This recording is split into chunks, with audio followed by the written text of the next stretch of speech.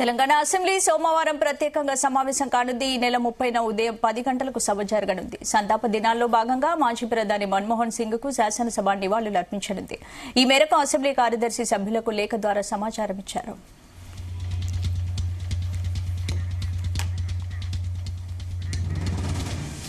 ఇదే అంశానికి సంబంధించి మరిన్ని అప్డేట్స్ మా ప్రతినిధి సతీష్ అందిస్తారు. సతీష్. స్పందన, తెలంగాణ అసెంబ్లీ సమావేశాలు సోమవారం నాడు ప్రత్యేకంగా సమావేశం కానుంది.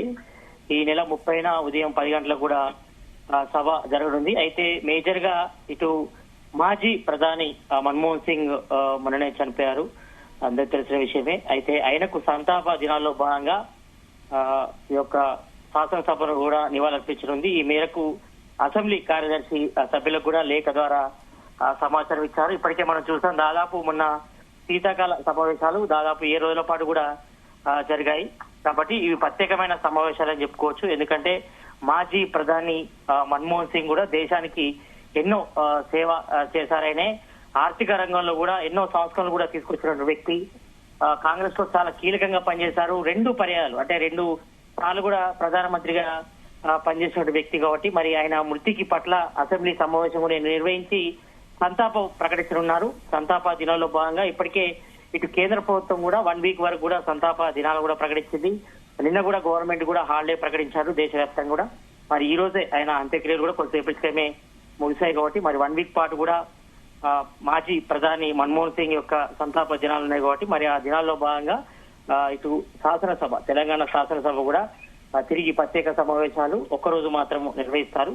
ఈ నెల 30న అంటే సోమవారం నాడు కూడా ప్రత్యేకంగా సమావేశం కూడా జరుగుతుంది. ఈ సమావేశంలో ఆయన యొక్క జ్ఞాపకాలు, ఆయన చేసిన సేవా కార్యక్రమాలకు సంబంధించి కూడా సభ్యులంతా కూడా ఇటు ఎమ్మెల్యేలు, అదేవిధంగా సీఎం రేవంత్ రెడ్డి, మినిస్టర్స్ అంతా కూడా ఆయనకు సంబంధించి ఆయన చేసిన సేవలకు సంబంధించి కూడా మాట్లాడతారు. మరి మన్మోహన్ సింగ్ దేశానికి చేసిన సేవలు గుర్తు చేస్తూ 1 రోజుల పాటు కూడా సంతాప దినాలు కూడా నిర్వహిస్తున్నట్టు కూడా ఇప్పటికే సిడబ్ల్యూసీ కూడా నిర్ణయించింది. అదేవిధంగా దేశవ్యాప్తంగా కూడా జనవరి 1 నుంచి 1 రోజుల పాటు కూడా సంతాప దినాలు కూడా ప్రకటించినట్టు కూడా కేంద్ర ప్రభుత్వం కూడా ప్రకటించింది. కాబట్టి మరి సంతాప దినాల్లో భాగంగా సోమవారం తెలంగాణ అసెంబ్లీ ప్రత్యేక సమావేశాలు కూడా నిర్వహించి మరి ఆయనకు ఘనంగా నివాళి అర్పించనుంది తెలంగాణ శాసనసభ.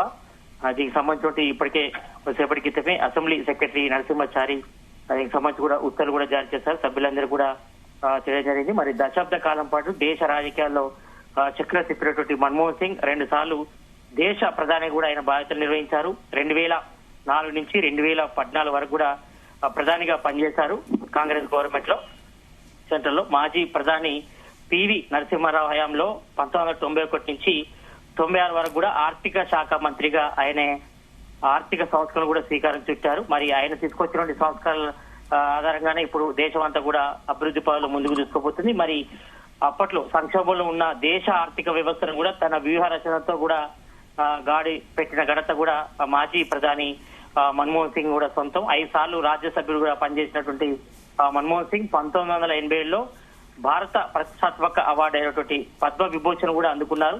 మరి ఆయనకు వివాద రహితుడుగా, అదేవిధంగా అజాత శత్రువు కూడా పేరుంది.